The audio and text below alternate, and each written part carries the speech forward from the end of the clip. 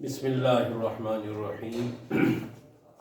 عزیز طلبہ، آج جو ہے سیکنڈ ایئر والوں کی کلاس ہے۔ میں نے بورڈ پہ بھی لکھا ہوئے اردو لازمی سیکنڈ ایئر۔ تو جیسے آپ کو معلوم ہے ہم گرامر کا کام کر رہے ہیں۔ آج گرامر کے کام میں ہم نے نظم کی اقسام ڈسکس کر لی ہیں، ان کی تعریف، نظم کہتے کسے ہیں، پھر نظم کی جو اقسام ہیں اس کے بارے میں آج ہم نے ڈسکس کرنا ہے۔ تو اکثر جو ہے آپ کے ایگزام میں جو ہے یہ نظم کے بارے میں، آپ چونکہ اردو پڑھتے ہیں، لٹریچر کی آپ کا سبجیکٹ لٹریچر ہے، اردو ادب جو ہے آپ اس کے طالب علم ہیں، تو بحیثیت اردو ادب کے طالب علم کے اس کو معلوم ہونا چاہیے نظم ہماری جو ہے شعراء جو ہے نظم میں اپنے خیالات کا اظہار کرتے ہیں اور مختلف موضوعات پر جو نظمیں لکھتے ہیں، تو نظم کے معنی آپ کو آنی چاہیے۔ کوئی آپ سے پوچھے اچھا بھائی آپ جو ہے لٹریچر کے ادب کے اسٹوڈنٹ ہیں، یہ نظم جو ہے شعراء جو نظم لکھتے ہیں یہ نظم کے معنی کیا ہیں، تو نظم کے معنی بھی آنی چاہیے اور نظم کی اقسام بھی آپ کو معلوم ہونی چاہیے۔ تو اسی اس میں سلسلے میں ہم جو ہے یہ نظم کی اقسام ہم آج ڈسکس کریں گے۔ تو سب سے پہلے نظم کی تعریف۔ نظم کی تعریف، نظم کے لفظی معنی ہے موتیوں سے پروئی ہوئی لڑی، موتیوں سے پروئی ہوئی لڑی، یعنی جس طرح موتیوں کی پروئی لڑی بڑی خوبصورت لگتی ہے، اس طرح نظم بھی خوبصورت اور ہم آواز الفاظ کا خوبصورت مجموعہ ہوتا ہے۔ تو نظم کی کیا معنی ہوئی؟ نظم کے معنی ہوئی موتیوں سے پروئی ہوئی لڑی۔ موتی جو ہے قیمتی بھی ہوتے ہیں اور بڑے پیارے ہوتے ہیں، بڑے خوبصورت ہوتے ہیں۔ جب ان کے ایک دھاگے میں ان کو پرویا جائے، ایک تار میں، ایک دھاگے میں، تسبیح کی طرح، تو جسے آپ پشتو میں کہتے ہیں تار کے پیلل شبے، مرغلڑی تار کے پیلل شبے، تو ایسے ہی وہ تار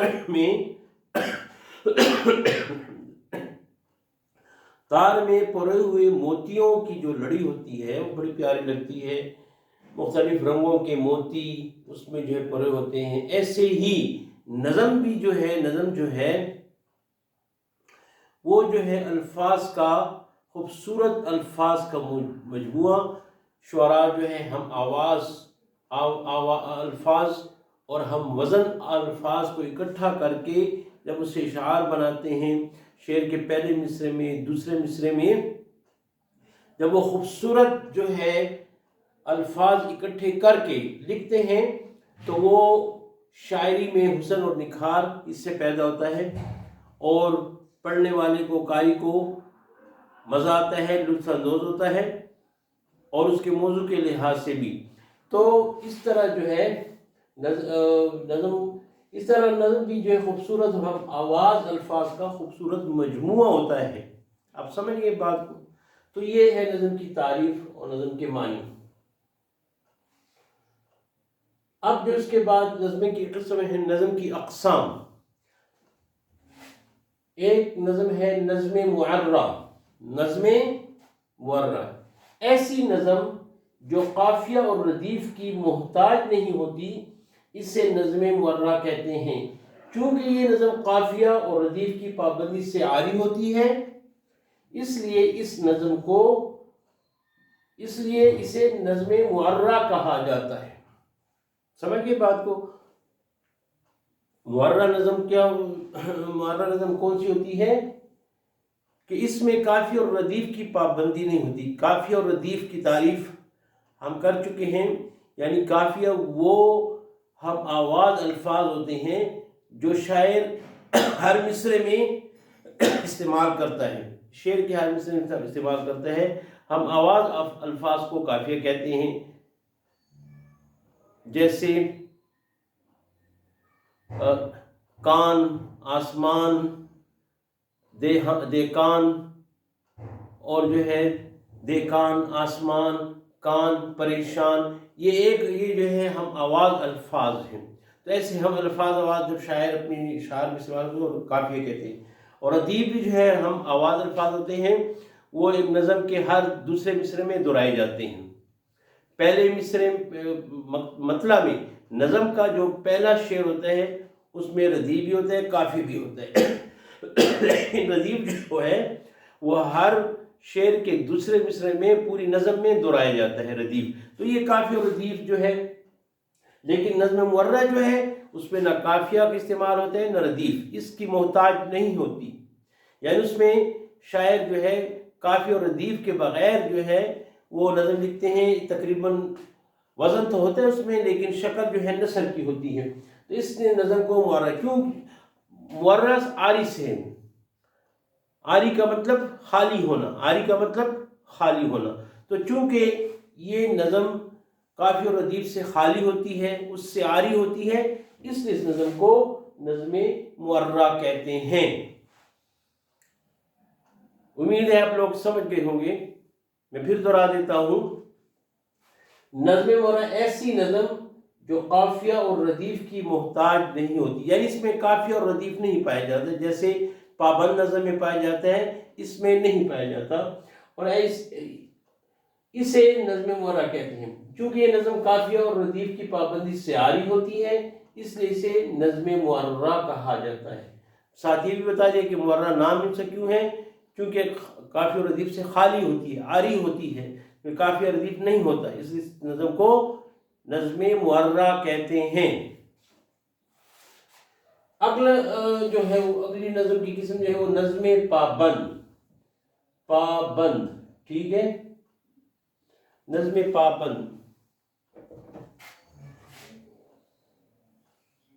نظم پابند جو ہے وہ نظم مرہ کی الٹ ہے. یعنی نظم مرہ میں قافیہ ردیف نہیں پائے جاتے، جبکہ نظم پابند جو ہے اس میں قافیہ اور ردیف کی پابندی ضروری ہوتی ہے.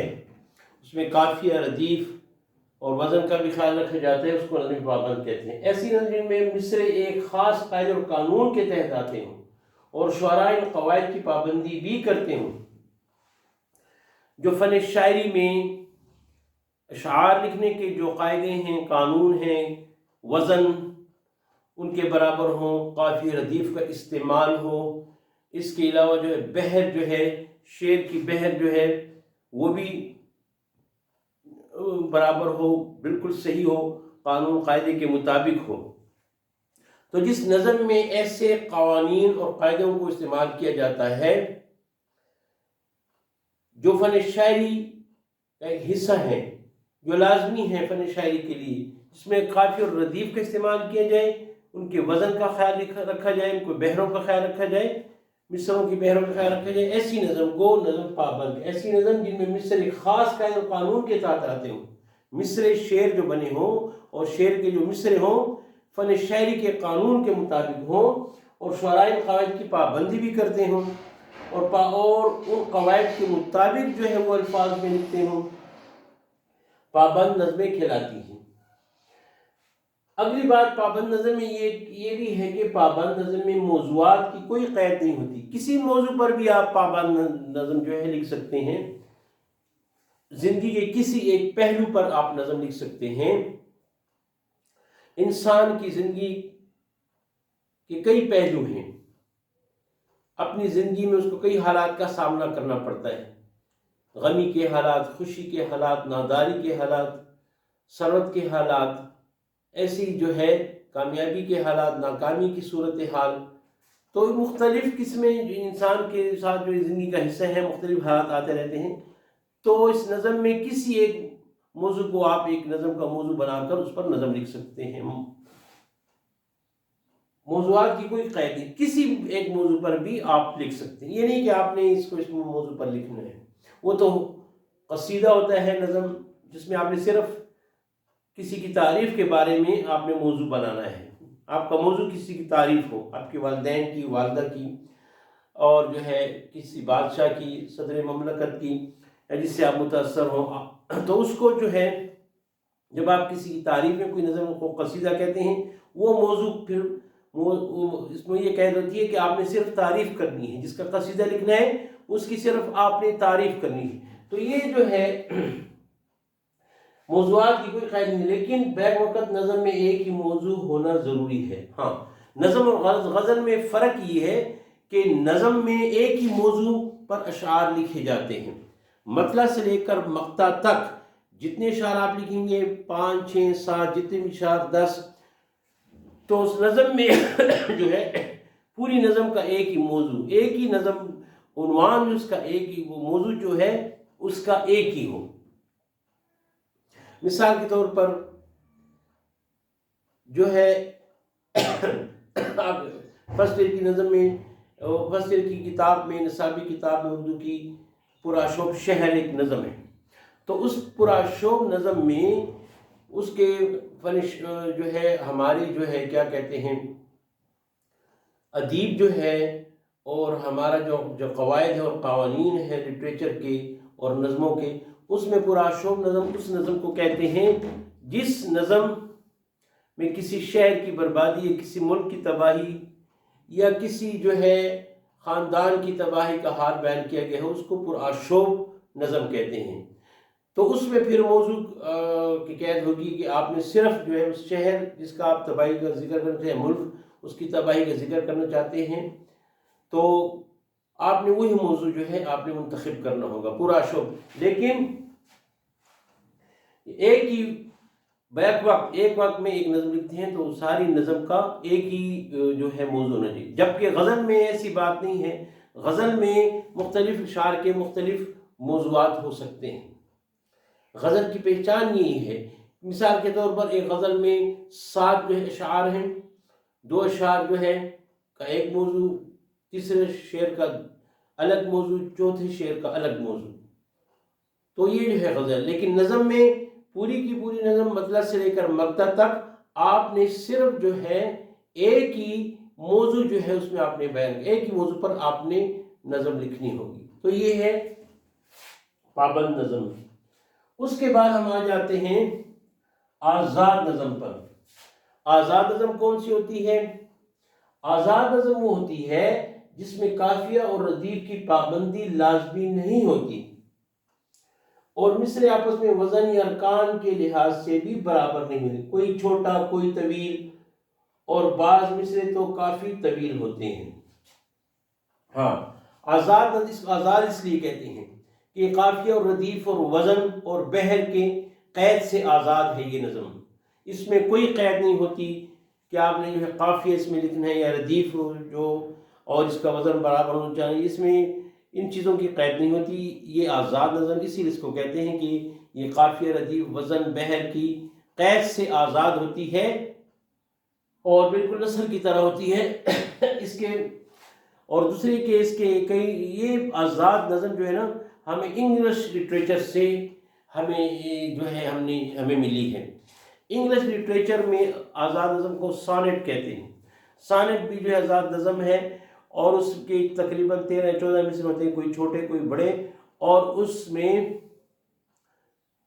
لیکن سانٹ آزاد نظم کی قسم ہے، لیکن سانٹ میں یہ ہے کہ اس میں 14 مصرے ہوں، اس میں کتنے مصرے ہوں؟ 14۔ ایسی آزاد نظم جس میں 14 مصرے ہوں اس کو سانٹ کہتے ہیں، اور یہ سانٹ انگلش نیم ہے اس کا، اور انگلش کے لٹریچر سے ہم نے یہ جو ہے ہم نے حاصل کی ہے، وہاں سے آئی ہے اردو ادب میں سانٹ، جس ایسی نظم آزاد نظم جس کے ساتھ جو ہے جس کے جو ہے 7 اشعار ہوں یا 14 جو ہے مصرے ہوں اس کو سانٹ کہتے ہیں۔ تو آزاد نظم ہے وہ نظم جس میں قافیہ اور ردیف کی پابندی نہیں ہوتی اور مصرے آپس میں وزن یا ارکان کے لحاظ سے بھی برابر نہیں ہوتے۔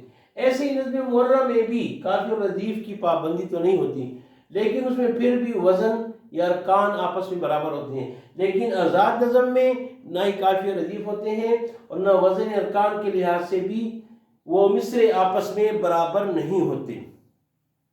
ٹھیک ہے، اب آزاد نظم میں اب یہاں پر چونکہ بورڈ میں جگہ بھی نہیں ہے تو میں ایک چھوٹی سی آزاد نظم میں آپ کو سنا دیتا ہوں تاکہ آپ کی جو ہے مطلب یہ ہے کہ آپ کہ آگے تھوڑی سی وضاحت ہو جائے. جیسے یہ آزاد نظم ہے ٹائم کے متعلق ہے، ٹائم کے متعلق ندیم احمد قاسمی کی ایک چھوٹی سی آزاد نظم ہے. ابھی جو ایک ہیوالی یہاں سے گزرا تھا، وہ کتنے سال سے ہر روز، یہ صرف ہر روز دیکھ، اس میں ایک مصرع ہے، وہ کتنے سال سے، یہ الگ مصرع ہے، اور پہلا مصرع بڑا ہے، ابھی جو ایک حوالی یہاں سے گزرا تھا. تو آزاد نظم میں جو ہے کوئی مصرع چھوٹا اور کوئی طویل، ٹھیک ہے. بعض مصرع تو کافی طویل ہوتے ہیں. اب دیکھیں ہر روز یہ ایک مصرع ہے، وہ کتنے سال سے، یہ بھی ایک مصرع ہے.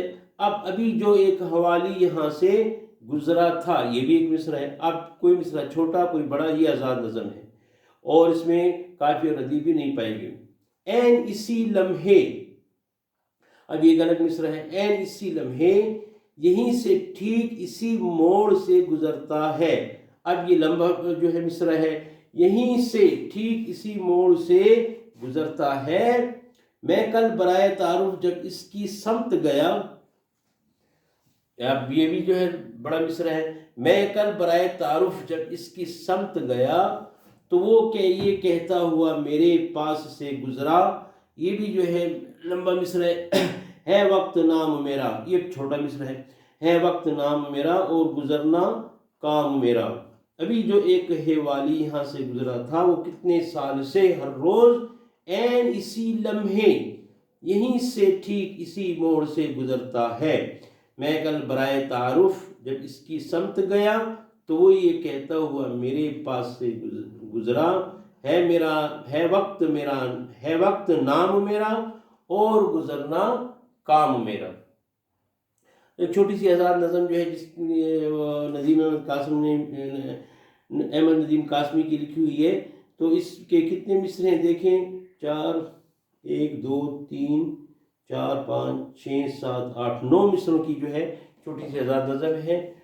تو کہتا ہے اس میں شاعری کہتا ہے کہ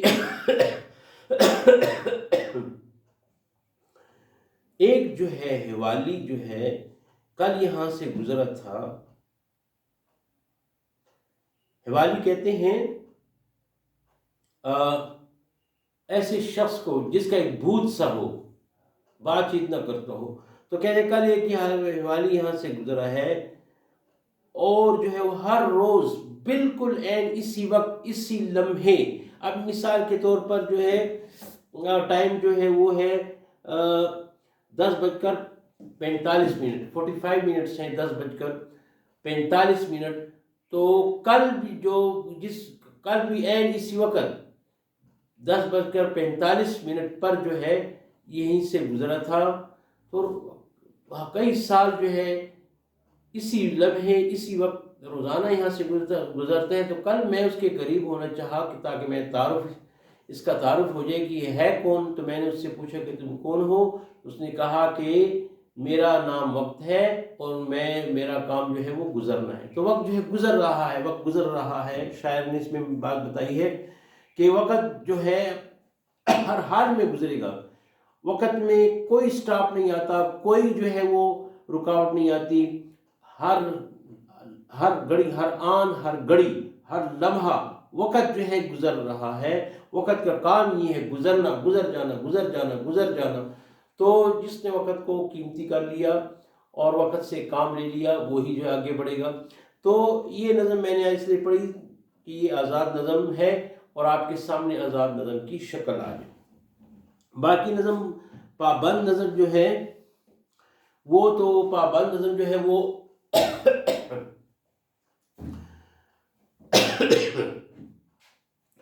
تو اکثر آپ پڑھتے رہتے ہیں، کافی ردیف ہوتے ہیں اور وزن کے لحاظ سے بھی برابر ہوتے ہیں ان کے مصرع آپس میں، وہ تو آپ پڑھتے ہیں. تو آزاد نظم جو ہے ایک نئی چیز تھی، میں نے آپ کو جو ہے بیان کر دیا.